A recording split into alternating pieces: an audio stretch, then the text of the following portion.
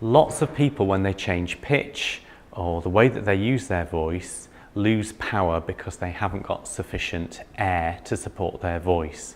So we're going to look at belly breathing. You might want to carry out a relaxation technique. I just start by loosening my shoulders, making sure I'm nice and relaxed, that my feet are fairly wide apart, so I feel like I've got a secure base. I'm going to breathe in through my nose, and I'm not going to rush. I'm going to take our time, stay nice and relaxed, and then I'm going to breathe out through my mouth. And when I breathe out through my mouth, I'm going to open my mouth quite wide, and much wider than I would normally do when talking. Early exercises should be done with quite exaggerated open mouth, and then when you actually go into words and talking, you'll find that you have quite a good volume and able to project your speech in a normal way so that people can hear you.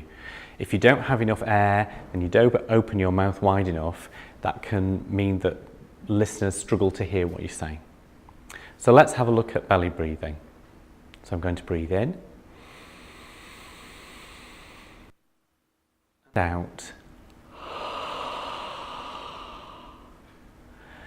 To help me monitor how well I'm belly breathing, I'm going to place one hand very lightly just below my belly button. I'm not going to physically move my stomach, but I'm going to feel it naturally being pushed down and out by the air filling up my lungs. Before each exercise, where we're actually using sounds or words, I'm actually going to do one breath and just let it go to make sure I'm nice and relaxed and that my breathing is reset. Belly breathing can be done stood up. However, some people find mastering belly breathing quite tricky at first, and it might take you several hours to really get the hang of it. To help you get that feedback, it's useful to either lean against a wall or even lay completely flat in your own room so that you can really get the hang of belly breathing. Okay, so here we've got the wall as a solid surface on which to lean all the way down just the top of the buttocks, and that is really helpful in giving the feedback on the belly breathing.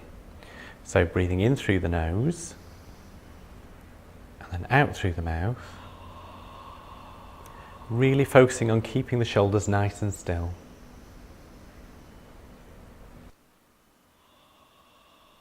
Notice that there's no forcing the air out, we're just letting the air out naturally, and the belly flattens out as the air comes out of the mouth.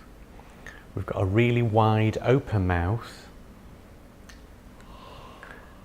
and that allows all the air to come out, and when we do some vowel sounds, that makes those sounds travel across the room really well. Don't worry if you don't get it correct first time around. Lots of people take quite a few days to really master it. The important thing is to just stay relaxed. Any tension in your voice can really lead to your voice fatiguing and even hurting your voice. So getting this breathing step correct first before you move on to any of the other exercises is really important.